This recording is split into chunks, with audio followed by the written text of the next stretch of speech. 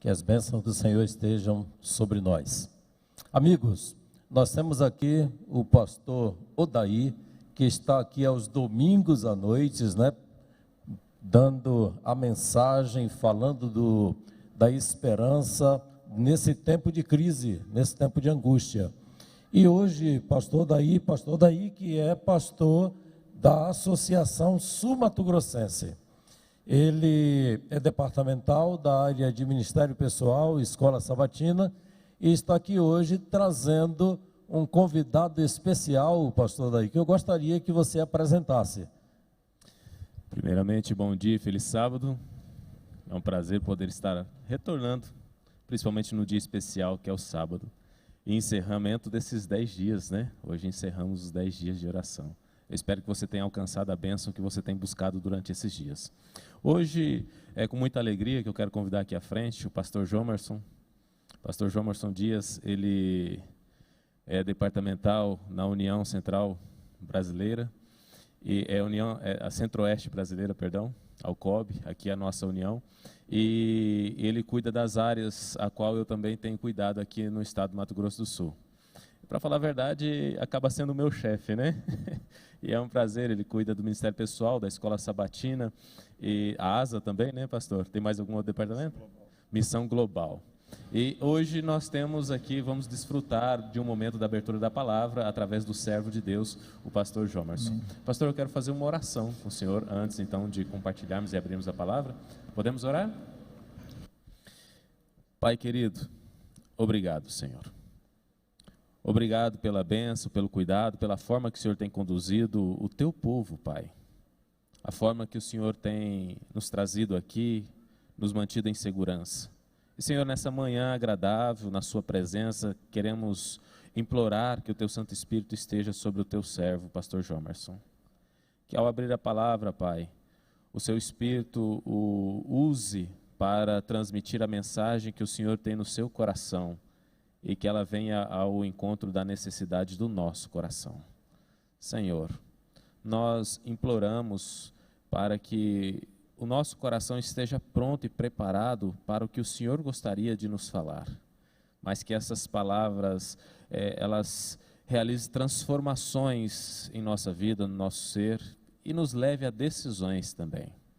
Nos faça avançar, Pai, alcançar mais pessoas. Por isso imploramos uma bênção especial sobre a nossa família, sobre todas as famílias que estão aqui, principalmente sobre o teu servo, o pastor Jomerson, neste momento, em nome de Jesus. Amém. Amém.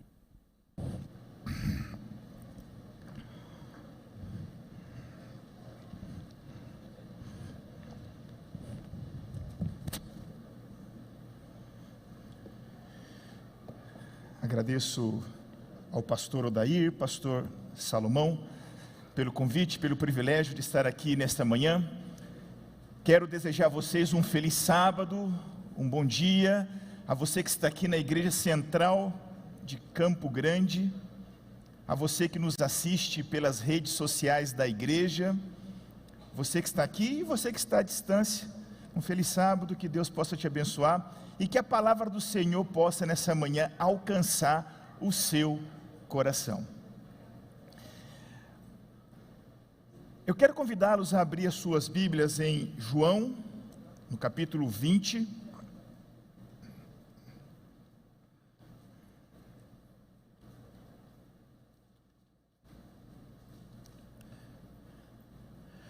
O capítulo 20 do Evangelho segundo João, ele tem um papel central em toda a teologia construída por João, porque ele trata da ressurreição do nosso Senhor Jesus. Eu costumo dizer que o capítulo 20 de João é uma narração do nascimento da igreja. Se você quer entender a origem de algo, aliás, a natureza de algo, olhe para a sua origem. a origem da igreja lança luz sobre a sua natureza. E a origem da igreja, ela está descrita nas palavras de João aqui no capítulo 20. Eu não sei você que é pai, se você teve o privilégio de assistir o parto dos seus filhos. Eu não tive, porque eu fiquei com medo de dar trabalho para os médicos. Então eu me arrependo de não ter assistido o parto das minhas duas filhas. Me arrependo. Acho que se fosse hoje, eu juntaria forças e coragem para poder assistir. Não assisti. Mas você vai ter a oportunidade de hoje assistir a descrição, ou ler a descrição, estudar a descrição do parto da igreja. Como a igreja nasceu? O que aconteceu? Quais foram os fatos envolvidos no nascimento da igreja? O que é necessário para ter, ou para ser, ou para constituir-se igreja? O entendimento disso lançará luz sobre a natureza daquilo que nós somos. João capítulo 20, verso 19, lemos assim: ao cair da tarde daquele dia, o primeiro da semana, trancadas as portas da casa onde estavam os discípulos, com medo dos judeus, veio Jesus, pôs-se no meio e disse-lhes: paz seja convosco. E dizendo isso, lhes mostrou as mãos e o lado. Alegraram-se, portanto, os discípulos ao verem o Senhor, e disse-lhes: pois Jesus outra vez, paz seja convosco. Assim como o Pai me enviou, eu também vos envio. E havendo dito isto, soprou sobre eles e disse-lhes: recebei o Espírito Santo. Tudo aconteceu ao cair da tarde do primeiro dia após, aliás, do dia da ressurreição de Cristo. Logo de manhã, de acordo com o início do capítulo 20, Maria Madalena foi ao sepulcro para realizar os trabalhos ali de limpeza, e ela percebeu que a pedra estava removida, e ela então volta, ela avisa o ocorrido aos discípulos. Dois deles, Pedro e João, vão até o local. O texto diz que eles foram correndo, e João chega primeiro, possivelmente porque era mais novo. E quando eles olham para dentro do sepulcro, o sepulcro estava vazio. Para as crianças que me assistem, até nessa história minha mãe conseguia tirar lição para mim, porque diz o texto que as roupas ou os panos que cobriam o corpo de Cristo, eles estavam como? Eles estavam dobrados. E a minha mãe gostava de fazer essa aplicação para mim, dizendo: olha, até Jesus, quando levantou do sepulcro, dobrou a roupa de cama. Então, filho, você tem que, ao acordar, arrumar sua cama, dobrar o seu lençol. Eu nunca me esqueço dessa aplicação que a minha mãe faz quando leio essa história. Aproveite aí, papai e mamãe. E de fato, o sepulcro estava vazio, os panos estavam dobrados. Eles então voltaram para o lugar onde estavam, e ali, possivelmente incomodados com o sumiço do corpo de Cristo, e eles estavam exatamente no lugar onde há 2 dias atrás eles haviam juntos participado da última celebração de Páscoa com Jesus, daquilo que nós chamamos da Santa Ceia. E eles estavam, de acordo com o texto, numa condição muito parecida com a qual vivem muitas cidades. Eles estavam confinados. E estavam confinados com medo de uma ameaça. Era uma espécie de quarentena. A ameaça era um pouco diferente. Como haviam prendido, condenado e matado o mestre, eles pensavam: o que vão fazer com os seguidores do mestre? Possivelmente a mesma coisa. Então, trancaram as portas e estavam ali, confinados. E o texto diz que, de maneira que nós não conseguimos explicar, Cristo, ele entra no local onde eles estavam. As portas estavam trancadas, mas Cristo entra. E depois de saudar os discípulos, depois de apresentar-se, de que maneira? Mostrando as suas mãos e mostrando o seu lado. Por quê? O que Jesus tinha em suas mãos? Ele tinha as marcas dos cravos, as marcas dos pregos. O que ele tinha no seu lado? As marcas da lança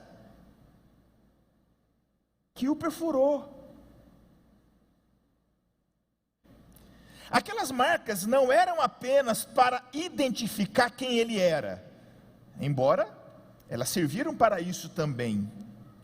Aquelas marcas serviram para mostrar aos seus discípulos a autoridade, o fundamento da autoridade que ele tinha para dizer aquilo que seria dito.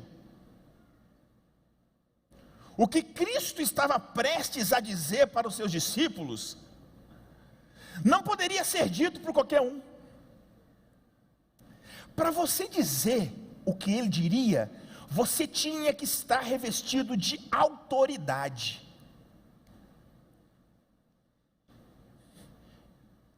E por vencer a morte, por submeter a morte ao seu poder, Cristo agora tinha autoridade para dizer o que seria dito. E o que nós temos agora é a exata descrição de como a igreja nasceu. A igreja nasce a partir de poucas palavras. A igreja não nasceu a partir de um sermão pregado por Cristo. A igreja não nasceu dentro de um templo. Não tinha nenhuma secretária para lavrar a ata de abertura da igreja. Para a igreja nascer, o que nós tínhamos? O mestre, uma porção de discípulos e as suas palavras dizendo: assim como o Pai me enviou, eu também vos envio. Verso 21. E tendo dito isto, soprou sobre ele e disse-lhes: recebei o Espírito Santo. Vocês gostam de cozinhar? Quem aqui gosta de cozinhar? Gosta mesmo? Eu gosto de cozinhar. Eu gosto.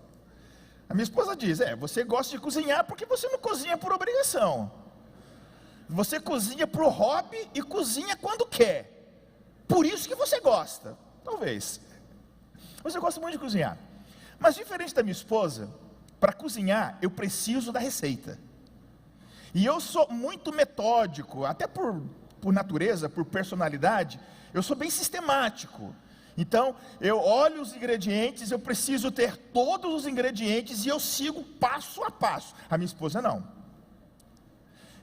Até por personalidade, ela é de improviso. Se não tem aquele ingrediente, ela coloca outro no lugar. Diferente de mim, se não tem um ingrediente, eu não faço.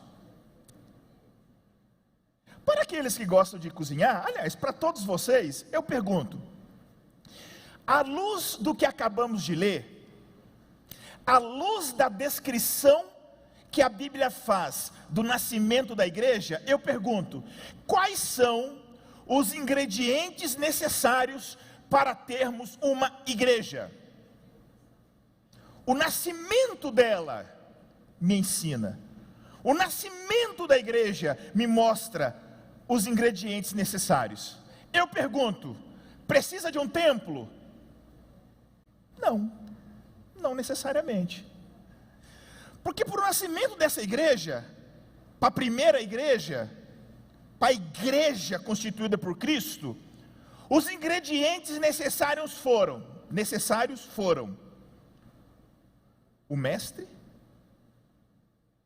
os discípulos e uma ordem.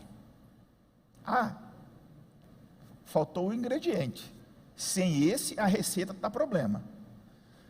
O Espírito Santo sobre eles. Cristo, os seus discípulos e a ordem. Assim como o Pai me enviou, eu estou enviando vocês. Vai. Mas vocês não vão sozinhos.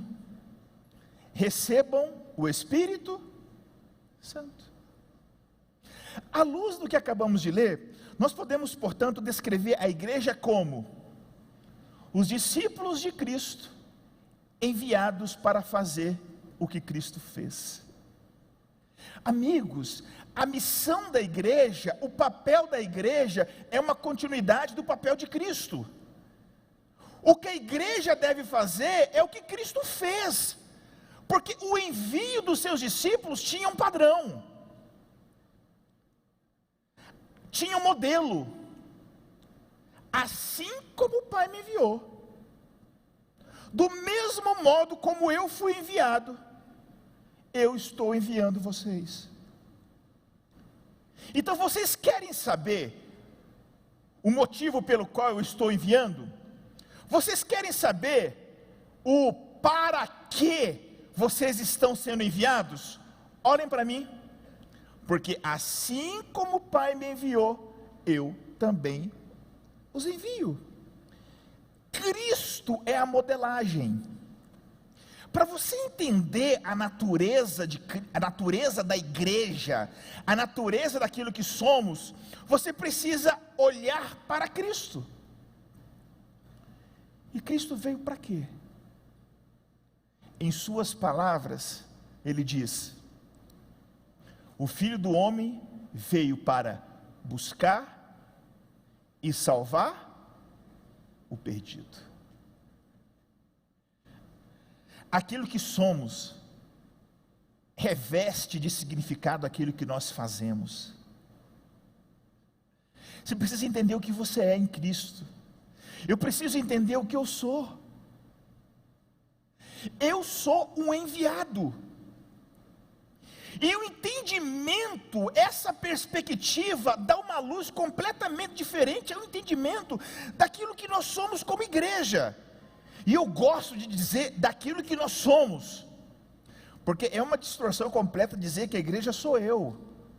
É igual você dizer que a abelha é a colmeia.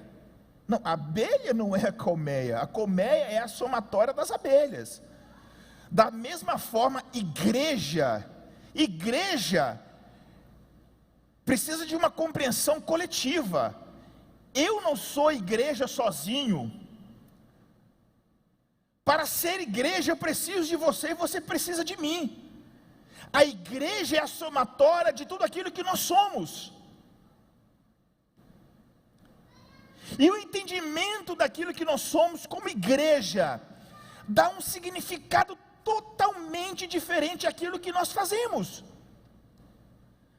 Dá um significado diferente até o porquê estamos aqui.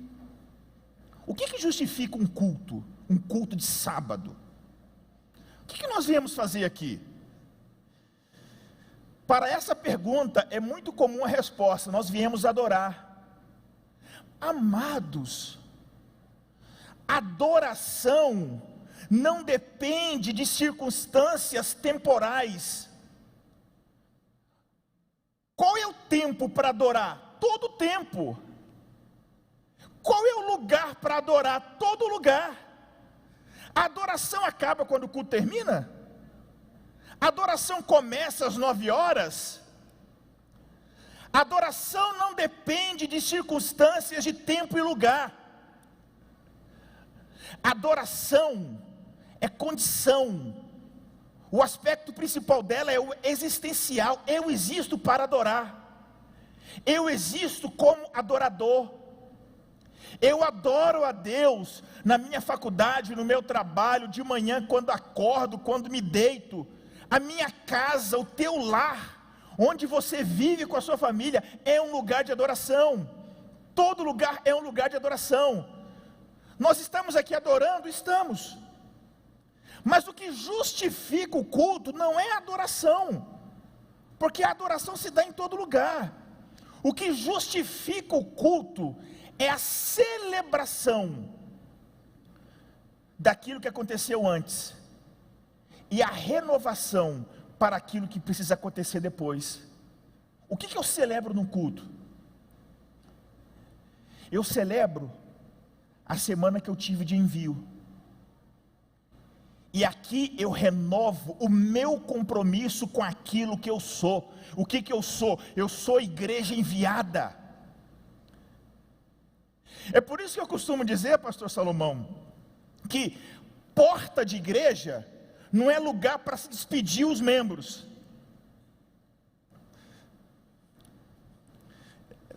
Com a pandemia, essa condição está bem alterada, né? Mas em condições normais, o que um pregador faz à porta da igreja? Ele despede. Feliz sábado, vai com Deus. Deus te abençoe. Vai.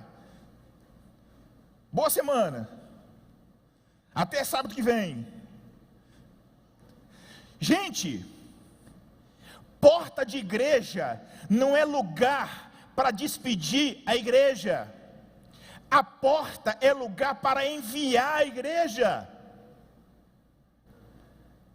É lá que eu digo para você, que você seja uma bênção durante essa semana. Você está sendo enviado para salvar em mais uma semana. Que todas as pessoas que entrarem em contato com você, que elas possam ser abençoadas com a sua presença, porque você é um representante de Cristo, você é corpo de Cristo, você está sendo enviado para servir, e o culto é a renovação do compromisso com aquilo que nós somos.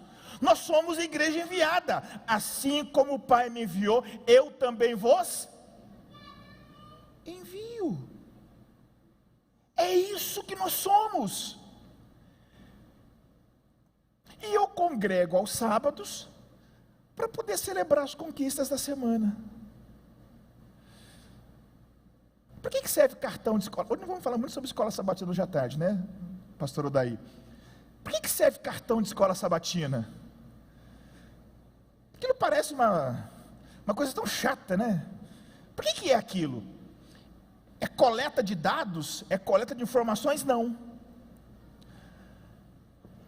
O cartão de escola sabatina tem algumas perguntinhas que são determinantes. Quantas pessoas você deu estudo bíblico essa semana? Quantas pessoas foram abençoadas por você através de atos de compaixão, de caridade? Você participou de algum pequeno grupo?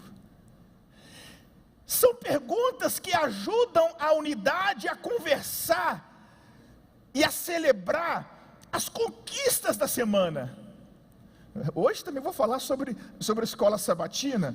A escola sabatina, ela foi reduzida, né? Eu falei, hoje está um sermão meio gastronômico, né? Uma das técnicas de gastronomia é você fazer redução. Então você pega o molho, você quer engrossar o molho, você reduz ele no fogo, né? Então ele vai evaporar ali, você pega um vinagre balsâmico ali e bota no fogo, ele vai engrossar, ele vai reduzir. E o que aconteceu com a escola sabatina? Ela não foi alterada, ela foi reduzida. E aquilo para que ela foi reduzida é o que ela tem elementos originais dela, mas ela foi reduzida. E foi reduzida a quê? A recapitular a lição. É importante, mas não era só isso. O propósito original da escola sabatina era o quê? Preparo para o envio. Não apenas para recapitular a lição, mas para mobilizar aquela unidade aquele núcleo menor de membros para o trabalho missionário. Por quê? Porque nós somos igreja enviada. Agora, aqui cabe uma pergunta, né? Eu sou enviado para quê? Perguntas erradas geram respostas equivocadas. Eu não sou enviado para algo, eu sou enviado para alguém. Para quem você é enviado? Para quem? A primeira oração de todo discípulo, a primeira oração do dia deveria ser: Senhor, me batiza com teu Santo Espírito. A segunda oração deveria ser: Senhor, para quem o Senhor está me enviando hoje? O Senhor está me enviando quem? Para que eu possa ser uma bênção, para que eu possa ser um instrumento de salvação. Quem?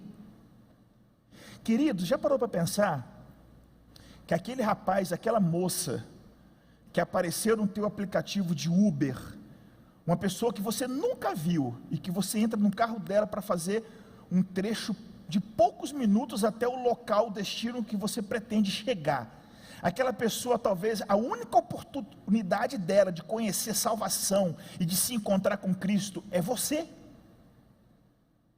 Você não entrou no carro dela por acaso. Ela não entrou na tua vida porque ali é um fragmento da tua vida, aqueles poucos minutos, por acaso. É alguém que o Senhor está enviando para você. Assim como o Pai me enviou, eu também vos. Para quem o Senhor está te enviando? Eu tenho comigo uma oração, e na minha oração, eu sempre digo para Deus: Senhor, me envia gente com coração aberto. Senhor, me envia pessoas com fome e com sede. Me envia, Senhor. Agora cuidado com essa oração, viu, gente? Porque Ele envia. Ele envia. A minha esposa, ela é psicóloga da rede educacional, lá de Brasília, da rede adventista. E ela, um dos trabalhos dela é entrevistar todos os candidatos a professor e a outras vagas também na rede. E no final do ano, ela estava entrevistando uma jovem mãe, Thaís, o nome dela. E a Thaís, ao ser entrevistada pela minha esposa, ela demonstrou muita sede pela palavra. E minha esposa perguntou para ela, porque ela tinha outro emprego, trabalhava em outra escola: o que te traz para a educação adventista? O que você está procurando? Ela disse: eu estou procurando novidade de vida. E existem algumas áreas que são muito carentes de professores adventistas, e uma delas é a área de línguas, e ela era candidata a professora de inglês, e a minha esposa recomendou a contratação dela, e ao conversar ali com o pessoal que faz a análise dos currículos, né? Mas ela não é adventista. A minha esposa disse: mas vai ser. E ofereceu estudo bíblico para ela, e há um mês, nós estamos estudando com a Thaís, e a Thaís tem demonstrado, gente, tanta sede, tanta fome pela palavra, tanto desejo de ser transformado pela palavra, que eu não tenho dúvida, eu já disse isso para ela. Falei: Thaís, é só uma questão de tempo. E ela está encantada. Ela diz: começar uma aula e orar com os meus alunos, eu nunca imaginei essa cena, nunca imaginei. É por isso que nas minhas orações eu falo assim para Jesus: Senhor, envia quem tem fome. Porque eu, por ser da minha área, e como do pastor Odaí, essas área de missão, a gente é confrontado com algumas perguntas do tipo: pastor, como é que eu faço para ganhar um ateu? Como é que eu faço para ganhar uma pessoa de mente secular? Eu não sei, gente. Não me faz essa pergunta porque eu não tenho resposta para ela. Agora, se você me perguntar assim, como é que eu faço para ganhar alguém que está com sede da palavra? Eu sei. Como é que eu faço para ganhar alguém que quer muito, muito ser transformado por Jesus? E, gente, tem uma escritora que eu admiro muito, o nome dela é Ellen White, a maioria de vocês conhece. Ela tem uma expressão que ela usa, limiar do reino. Muitos estão no limiar do reino. O que isso significa? Tem muita gente que está a um pé do reino, mas que ainda não foram alcançadas pelo Evangelho. E onde está a igreja? A igreja é a comunidade daqueles que são enviados. Eu pergunto, o que você é? Se a tua resposta é, eu sou um discípulo, Jesus diz para você, então o que você está fazendo aqui? Vai. Vai. Eu estou te enviando. E eu não te envio sozinho. Eu te envio no poder do Espírito. Eu te envio e o Espírito Santo vai contigo. E nessa manhã eu pergunto, para quem o Senhor está te enviando? Você tem resposta para essa pergunta? Você tem resposta para essa pergunta? Tem alguém aí no teu coração que o Senhor está te enviando como instrumento para salvar essa pessoa? Tem? Sim? Mas é possível que alguém aqui possa dizer, pastor, não veio ninguém não. Para quem que eu estou sendo enviado? Não sei, pastor, não sei. Então peça que o Senhor envia. Eu te dou uma dica. Pede alguém com coração aberto. Pede alguém que tem fome e sede. Porque chegará o dia que Deus vai olhar para o seu filho e vai dizer, a hora chegou. Chegou a hora. Vai buscar a igreja que você enviou. Quem que Jesus vai buscar? Jesus vem buscar a igreja enviada. Jesus vem buscar aqueles que entenderam o chamado. Jesus vem buscar aqueles que entenderam o que são. Jesus não vem buscar desconhecidos, Jesus vem buscar amigo. E quem são seus amigos? São aqueles que entenderam que ser igreja é ser enviado para salvar, é ser enviado para alguém, é ser enviado para instrumento, para viver como instrumento de salvação. E nessa manhã, Jesus está confirmando o teu envio, Jesus está renovando o teu compromisso com o envio. Para quem o Senhor te enviará ainda hoje, hoje à tarde, hoje à noite, o Senhor está te enviando. E nessa manhã, eu quero fazer uma oração por todos aqueles para quem o Senhor nos envia. Se você me perguntar assim, pastor Jomerson, para quem que o Senhor está te enviando? Ele está me enviando para Thaíse, essa professora adventista que estamos estudando a Bíblia. Ela está me enviando para Daiane. Eu conheço a Daiane há mais de 20 anos, eu conheci ela, tinha 17 anos, hoje ela tem 37 anos. A Daiane também está estudando a Bíblia com a gente, com a minha dupla missionária, eu e minha esposa. Ela está me enviando para ela. Para quem que o Senhor está te enviando? Quantos aqui conseguem vir à mente e vir no coração o nome de alguém? Levante a mão. Quantos? Quantos? Confirme no teu coração o compromisso com o envio. O quarteto vai cantar um hino agora, e esse hino diz, a hora chegou. A hora do quê? De buscar a igreja enviada. Eu queria muito orar pelas pessoas para quem o Senhor te envia. Mas eu quero orar também para as pessoas que o Senhor está te enviando e que você nem conhece. Você nem conhece, você nem sabe quem é, ou quem são. Eu quero orar por essas pessoas por quem você vai dizer nesta manhã: Senhor, eu não sei para quem o Senhor está me enviando, mas eu quero estar preparado quando eu estiver diante delas. Eu quero estar preparado para ser um instrumento de salvação, porque para isso o Senhor me chamou, para isso o Senhor nos fez igreja. Assim como o Pai me enviou, eu também vos envio. Enquanto o quarteto estiver cantando esse hino, coloque-se em pé e ore pela pessoa para quem você está sendo enviado. Interceda por ela, coloque-a diante do Senhor. De repente é alguém que está com fome, mas de repente é alguém que está com o coração fechado.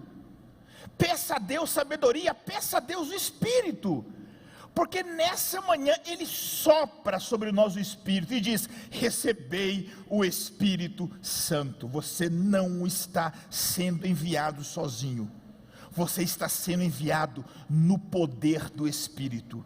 Enquanto o quarteto canta esse hino, fique em pé e vamos depois orar por aqueles para quem o Senhor nos envia.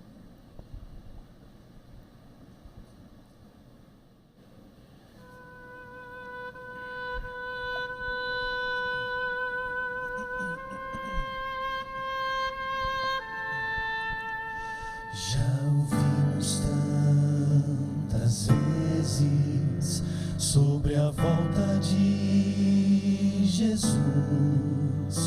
Nosso coração anseia ver o brilho de sua luz, mas os dias vão passando, meses e anos vêm e vão, e Jesus não aparece.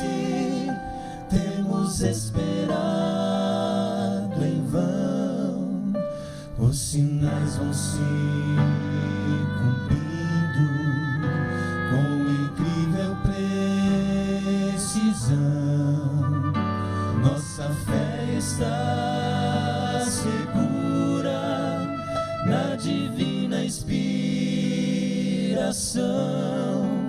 Já está chegando o dia quando Deus se erguerá do seu trono de justiça, e a Jesus então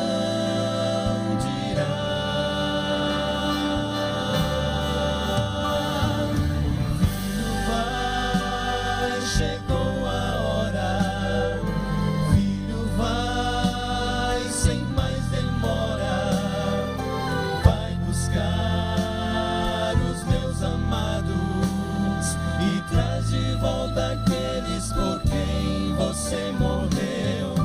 Filho, vai, agora basta. Está provado, o mal não presta. Chega de esperar, a saudade dói demais. Já preparei a casa, já preparei a mesa. Filho, me traz de volta quem criei, quem perdi na cruz.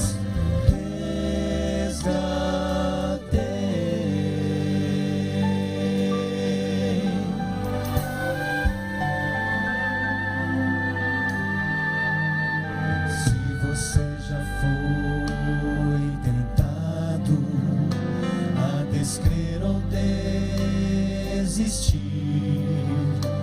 isso é obra do engano pra fazer você cair.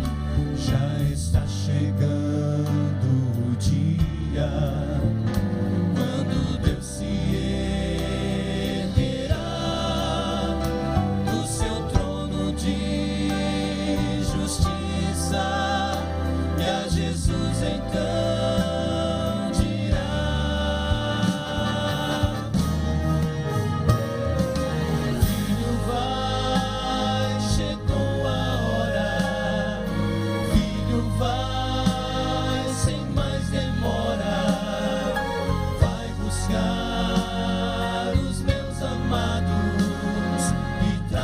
volta aqueles por quem você morreu.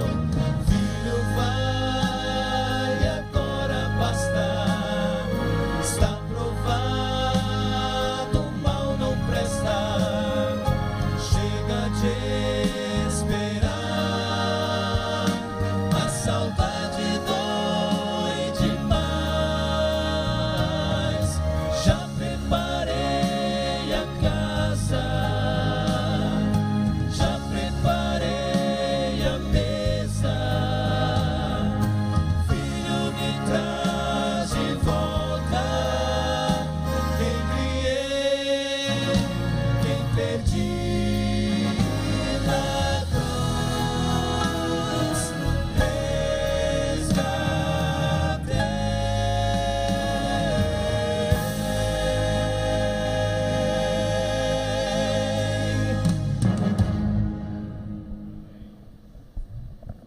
Senhor, nesse momento nós intercedemos por pessoas que amamos, algumas que fazem parte do nosso convívio, outras que entraram em nossas vidas há pouco tempo, algumas até mesmo que nem conhecemos, ó Deus.